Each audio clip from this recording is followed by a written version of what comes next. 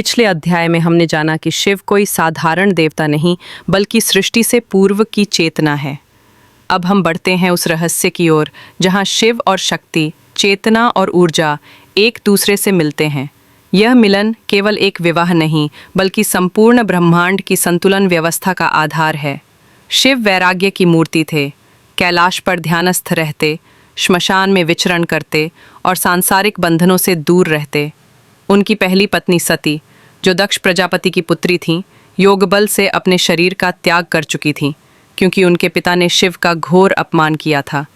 सती ने अगले जन्म में हिमालय राज की पुत्री बनकर जन्म लिया पार्वती, लेकिन उनका लक्ष्य स्पष्ट था, इस जन्म में भी शिव को ही अपना पति बनाना।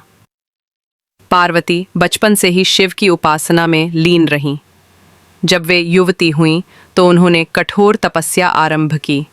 महीनों तक बिना अन्न के केवल वायु पर जीवित रहीं। जंगल में सर्पों और जंगली जानवरों के बीच भी वे अडिग रहीं। देवताओं ने उन्हें परखा, ऋषियों ने उन्हें रोका, पर पार्वती डटी रहीं।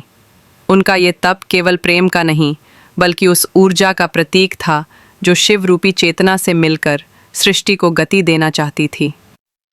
शिव का परीक्षा लेना। पार्वती का तप देखकर शिव प्रसन्न तो हुए, लेकिन उन्होंने परीक्षा लेना चाहा। वे एक वृद्ध ब्राह्मण का रूप धारण कर पार्वती के पास गए और कहने लगे, हे कन्या, तुम क्यों एक ऐसे व्यक्ति को पति बनाना चाहती हो जो श्मशान में रहता है, गले में सांप लपेटा है, भस्म लगाता है और गृहस्थ धर्म से दूर है? पार्वती मुस्कुराईं और बोली, आप उन्हें बाहर से देखते हैं, मैं उन्हें भीतर से जानती हूँ। वह भले ही भस्म में लिप्त हों, लेकिन उनका हृदय शुद्ध है। वे ही सच्चे योगी हैं, वे ही सच्चे पति होंगे। तब शिव ने अपना असली रूप प्रकट किया और पार्वती को वरदान दिया, तुम्हारा तप सफल हुआ, अब मैं तुम्हारा और तुम मेरी अर्धांगिनी बनोगी। शिव और पार्वती का विवाह केवल एक सांसारिक घटना नहीं थी, यह समस्त देवताओं, ऋषियों और लोकों का उत्सव बन गया। हिमालय के पवित्र क्षेत्र में यह विवाह संपन्न हुआ। शिव बारात लेकर आए, लेकिन यह कोई सामान्य बारात नहीं थी। भूत, प्रेत, पिशाच, नाग और गणों से भरी यह विचित्र बारात देखकर पार्वती की माता मैनावती भयभीत हो गईं।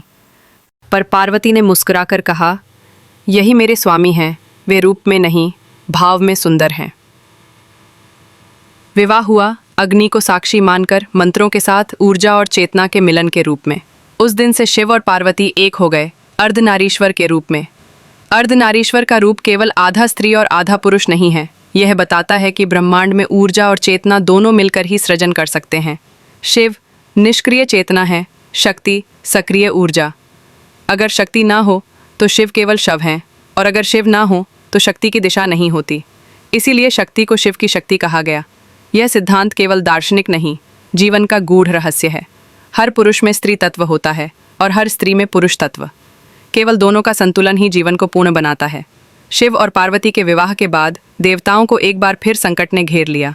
असुर तारकासुर को यह वरदान मिला था कि केवल शिव का पुत्र ही उसे मार सकता है, लेकिन शिव तो ध्यानमग्न थे। पार्वती को शिव से संतान प्राप्ति की इच्छा हुई।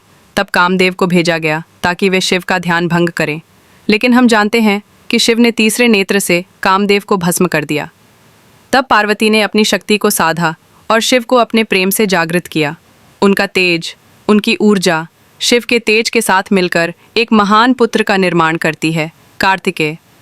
कार्तिकेय का जन्म अग्नि से होता है और वे षडानन, 6 मुख वाले रूप में जन्म लेते हैं। वे युद्ध कला के महान ज्ञाता होते हैं और तारकासुर का वध करके देवताओं की रक्षा करते हैं। गणेश का जन्म। शिव पार्वती की लीला। एक दिन पार्वती स्नान करने जा रही थी। उन्होंने अपने मैल से एक बालक बनाया और उसमें प्राण डाल दिए। उसे आदेश दिया, जब तक मैं स्नान करूं, कोई अंदर ना आए। तभी शिव आए, लेकिन बालक ने उन्हें रोक दिया। शिव ने क्रोधित होकर उसका सिर काट दिया। जब पार्वती बाहर आईं, तो उन्होंने यह देखकर विलाप किया। तब शिव ने एक हाथी के सिर को उस बालक पर स्थापित किया और वह बालक बना गणेश।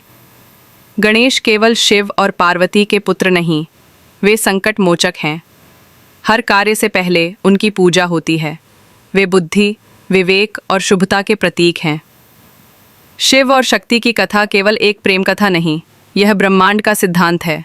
यह बताती है कि तप, प्रेम, त्याग और संतुलन के बिना जीवन अधूरा है। पार्वती की भक्ति हमें दिखाती है कि सच्चा प्रेम केवल पाने में नहीं, स्वयं को समर्पित करने में है। शिव का वैराग्य सिखाता है कि संसार में रहते हुए भी हम भीतर से निर्लिप्त रह सकते हैं। उनका विवाह, उनके पुत्रों की कहानियाँ सब इस बात का प्रमाण हैं कि आध्यात्मिकता केवल गुफाओं में नहीं, परिवार और जीवन के हर पहलू में बसती है।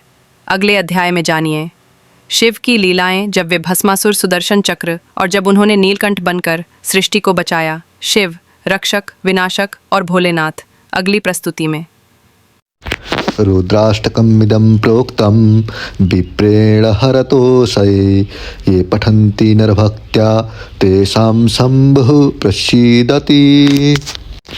निराकार ओंकार मूलं तुरीयं गिरा ज्ञानगोतीत मीशं गिरीशं करालं महाकाल कालं कृपालं गुणागार संसार पारं नतोऽहम्। निराकार ओंकार मूलं तुरीयं गिरा ज्ञानगोतीत मीशं गिरीशं करालं महाकाल कालं कृपालं गुणागार संसार पारं नतोऽहम्। निराकार ओंकार मूलं तुरीयं